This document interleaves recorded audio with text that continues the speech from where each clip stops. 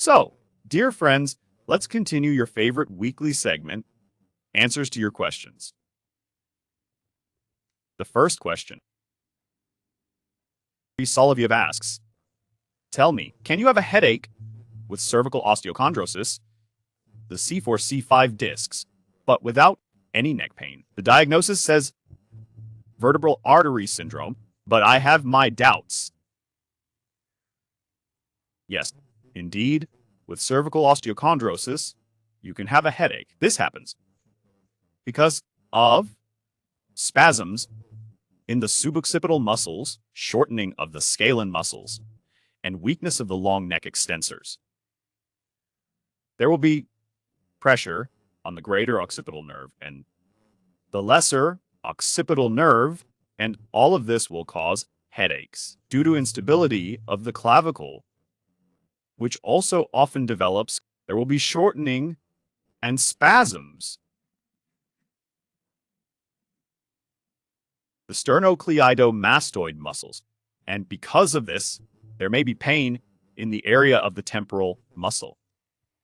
All of this is a consequence of disorders in the neck, and it can all lead to headaches, including vertebral artery syndrome. If you are unsure about the diagnosis, if you have not yet undergone an examination, for example, an ultrasound, Doppler, study of the vessels, the results of which can accurately determine whether you have vertebral artery syndrome or not, then go through it. But I think if you have been given such a diagnosis, then you should have already undergone this examination.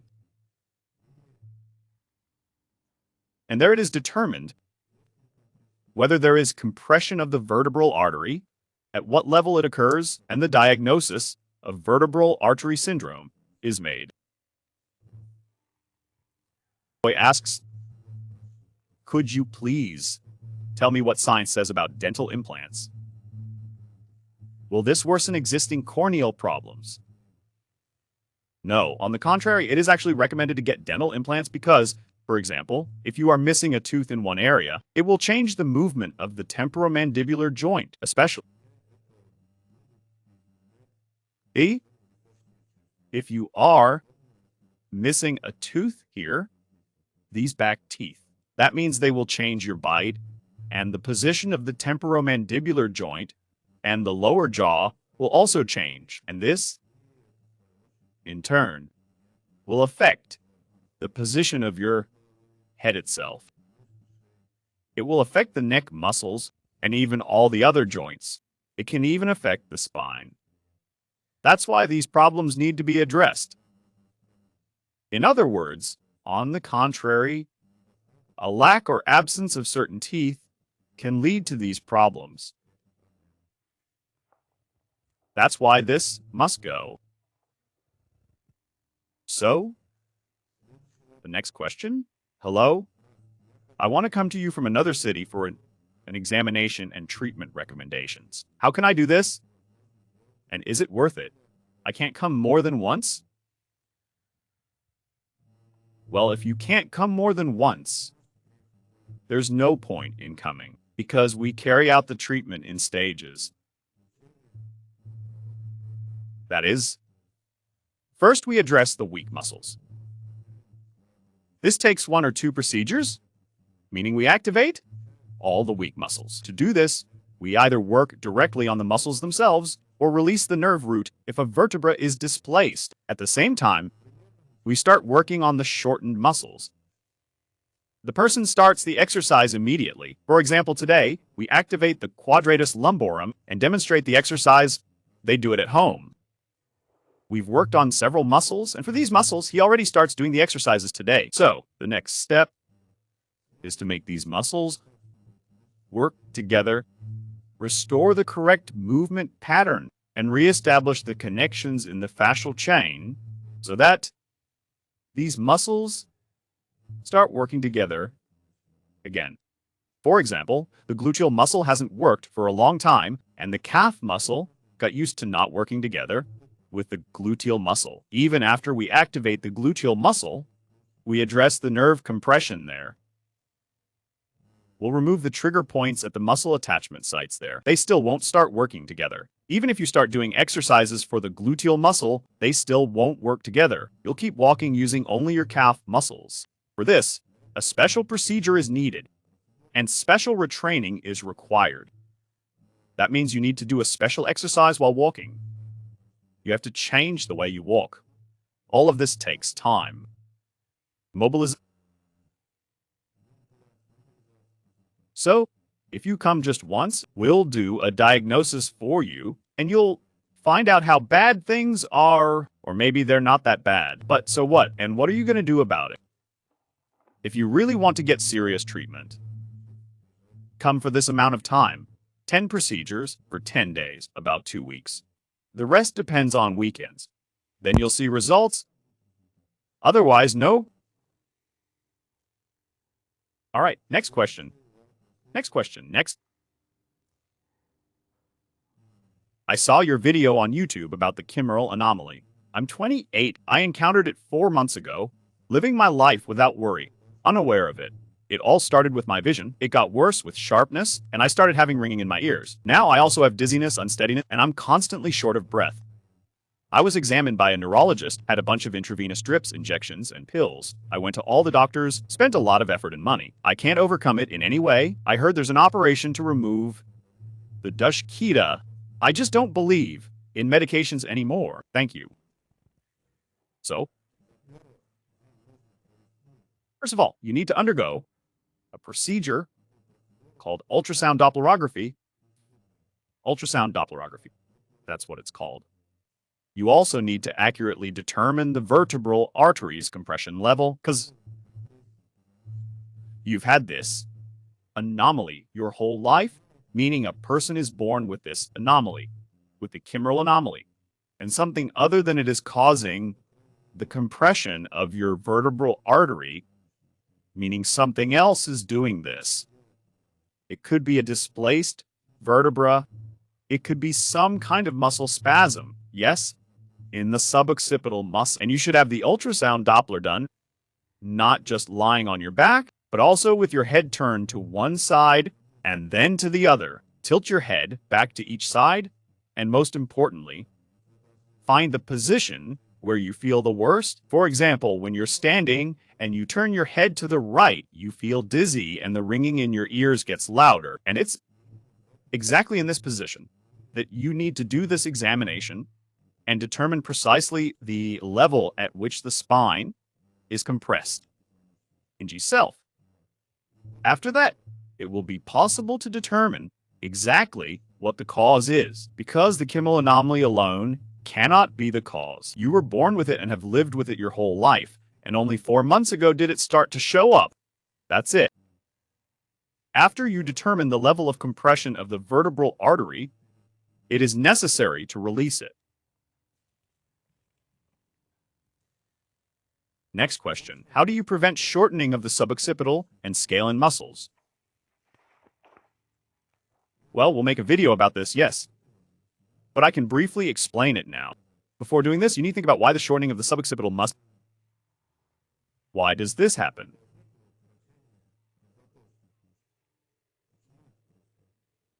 It happens because there are 2 groups of muscles that can hold the head, the long neck extensor and the short neck extensor. When the long neck extensor doesn't work, the head shifts into this position, and the short neck extensor starts working instead of it, which leads to shortening.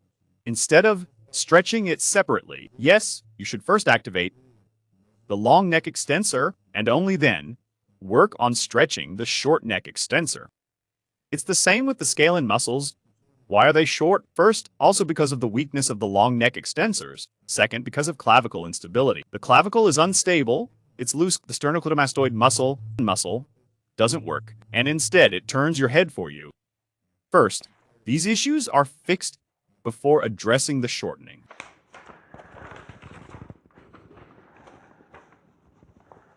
So, next question.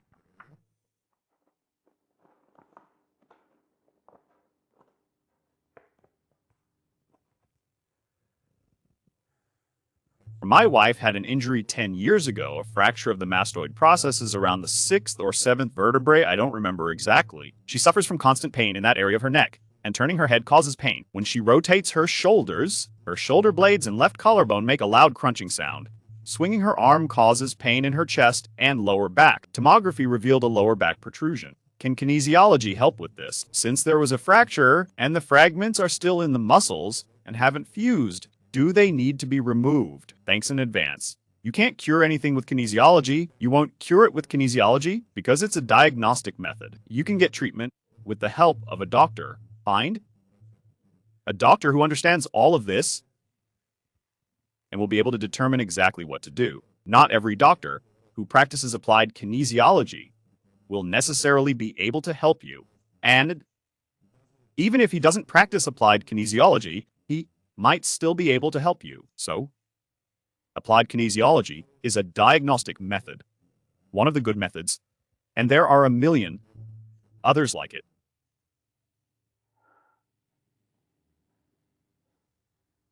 Well, based on your description, I can't really give you any advice. I can only suggest that you find a good specialist and go see them. And then they will take a look at everything. And then everything will be fine for you.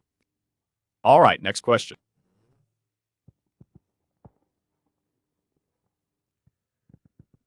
Thank you very much for the information and the answer. Please make a series of programs about scoliosis.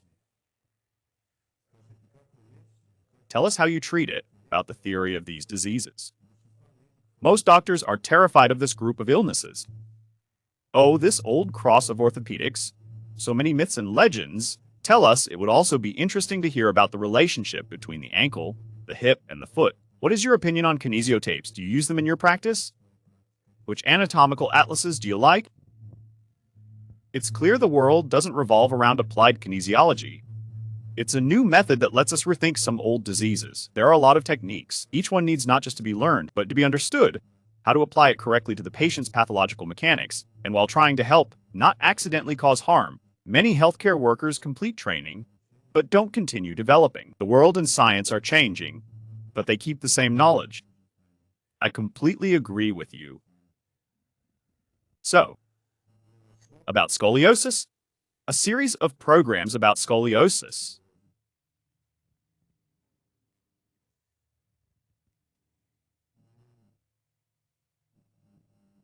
Well, we'll do it, I think. Yes? Okay. Next. Relationship among ankle, thigh, and foot. Well, all right, we'll talk about that. Kinesio tapes. Do I use Kinesio tapes in my practice? In my practice, yes, I use Kinesio tapes. I use them. Well, basically, in the standard way, like they do. Well, mostly I use them for taping weak muscles so that it can generate more force because the fascial sheath of the muscle starts to glide better relative to the subcutaneous tissue. That's it, and this way, it makes muscle contraction easier. Or I use it for stabilizing a joint, for stabilizing the foot joint. I also use it for stabilizing the fibula, the head of the fibula. That's it. Well, basically, it's a good thing. All of this is used together with exercises and treatment. That's it. Everything needs to be done together. It's another method, but it's a good thing. That is, it speeds up muscle recovery. I use it, yes. That's right. Which anatomical atlases do you like? Well, there's a good atlas.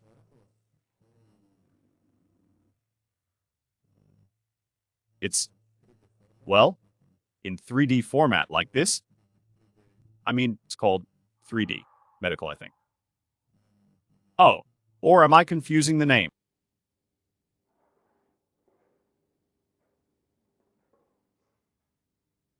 There's a good atlas, but we don't remember its name.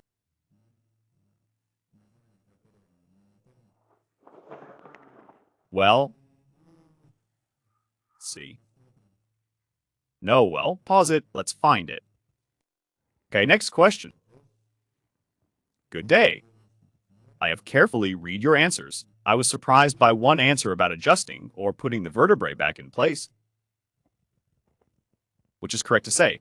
Adjust or put back in place, or is there another way to say it? So, if you insert a vertebra, it can fall out. Previously, institutes didn't train bone setters, and they could adjust depending on their training. What are the drawbacks of your method? That, even with such technique and education, you can't do the adjustment. I'd like to know what this adjustment actually is, since the vertebrae don't move back into place on their own. Thank you in advance.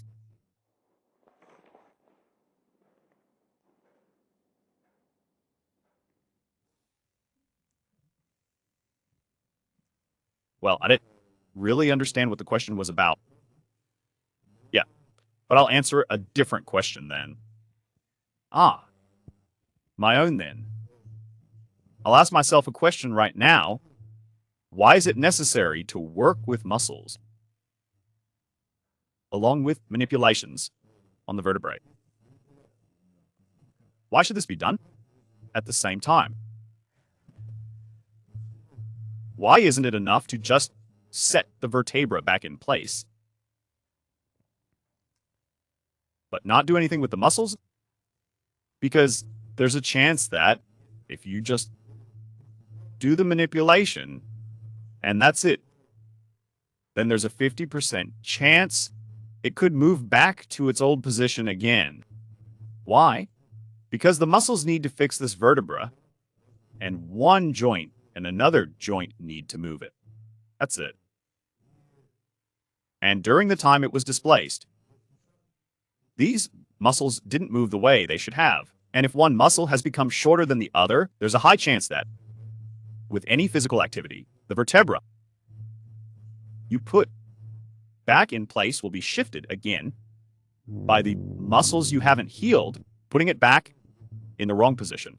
That's why you need to do two things. First, put the vertebra back in place, and second, restore the muscles, eliminate muscle weakness, and the shortening that this vertebra causes. And there's a third thing to make sure that these muscles work properly during movement, not just statically support this vertebra. You want to move. You don't just want to stand or sit. You want to walk. Go somewhere, not just to the hospital, but, for example, to go for a walk somewhere. That's it. To do this, muscles that haven't worked in a long time and were disconnected from the muscle contraction chain must be reactivated. This is the third set of exercises. Here, I hope I answered your question.